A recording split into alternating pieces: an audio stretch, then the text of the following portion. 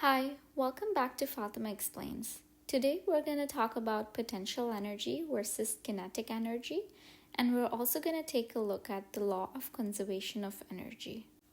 Now let's define some of the terms here. What is energy? Energy is the ability to do work, and its SI units is joules, which is represented by the letter J. And work is the amount of energy that is transferred by a force that causes an object to move over a distance. And it also has the SI unit of joules. So it's the same SI unit as energy. And energy can be classified as either potential energy or kinetic energy. Now let's take a closer look at what each of these mean. Potential energy is the energy of an object or system due to its position or composition, whereas kinetic energy is the energy of an object due to its motion. So you can remember it as potential energy as being the storage energy and kinetic energy as the motion energy. So energy due to motion. Let's take a look at an example. If you have a ball that's at a certain height, it's going to have some potential energy, which would increase if you lift the ball up with your hand. So it's going to have a higher potential energy at a greater distance. Now imagine that you're going to take this ball and you're going to drop it from a certain height above the ground, and it's going to fall due to gravity. And as the ball falls to the ground, the potential energy is transformed into kinetic energy, which can then be transferred into other sorts of energy. Take a look at the difference between thermal energy, heat, and temperature. Thermal energy is the total potential energy and kinetic energy of a substance, and it would depend on how fast the atoms in that substance is moving.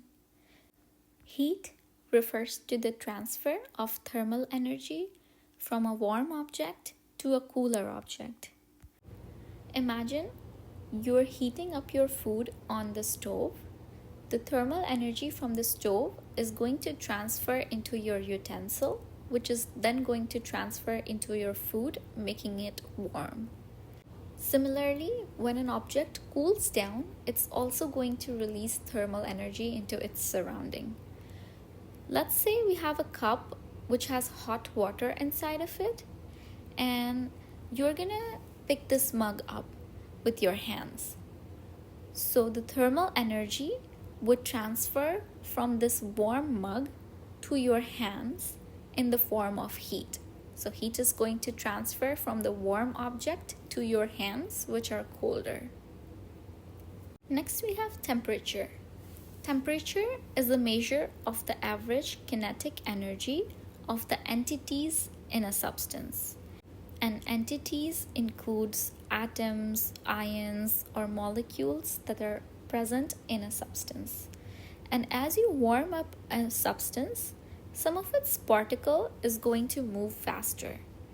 And because the particles are moving and they're moving faster, their kinetic energy is going to increase. Remember that kinetic energy is the motion energy. So when the particles move, they have some kinetic energy. And when the temperature increases, the particles are going to move faster, increasing their speed and therefore increasing their kinetic energy. For example, if I have a beaker that's filled with water and the water molecules are moving in a certain direction at a certain speed. Now let's heat up this water. When I heat it up, now the water molecules are moving even faster than they were before. So as the temperature of a substance increases, so does its kinetic energy, such that the molecules of that substance are now moving faster than they were before. Let's take a look at another example. We have a mug of warm water and we have an ice cube. Now we know that the mug of water has a higher temperature than this ice cube over here.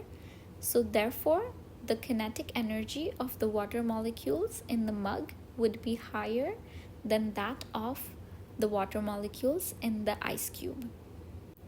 Now let's take a look at the law of conservation of energy.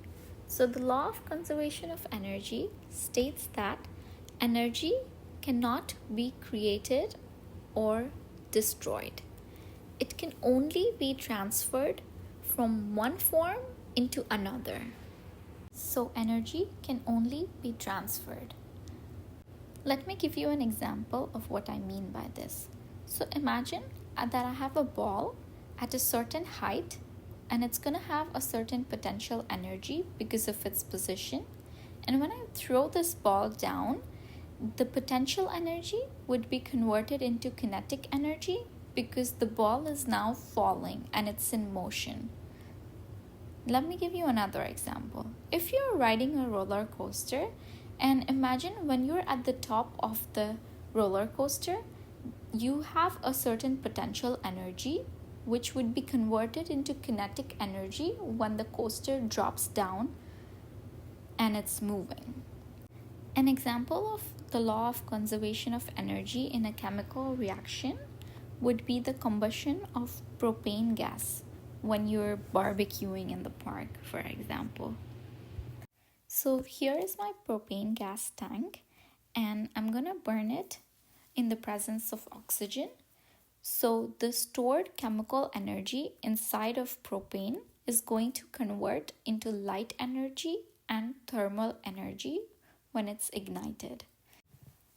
And therefore, the total energy of the system before the combustion reaction is going to be equal to the total energy after the reaction is completed, as per the law of conservation of energy. To understand these conversions better, the universe is divided into two parts, the system and its surroundings. Let's take a closer look at what a system is. So a chemical system is composed of the reactants and the products that are being studied. And the surroundings would include everything that is not part of the system. So everything except the system. So let's go back to our example of combustion of propane gas for our barbecue. Here, propane and oxygen would react together, so these are our reactants, to form carbon dioxide and water, which are the products. And the reactants and products together make up the system. And the surroundings is going to be everything else, such as the barbecue and the food on the grill, the air around, etc. Now, there are three types of chemical systems: open system, closed systems, and isolated systems. An open system can exchange both energy and matter with its surroundings. An example would be an unsealed beaker in which a reaction takes place where both the gas and the thermal energy is exchanged with the surroundings. A closed system, on the other hand, can exchange energy, but it cannot exchange matter with its surroundings. For example, when the chemicals inside of a glow stick are mixed, it releases energy into the surroundings in the form of light, but no matter is exchanged.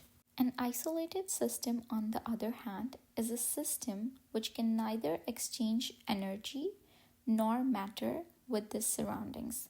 So neither energy nor matter can move into or out of the system. That was everything for today. Thanks for watching and don't forget to subscribe.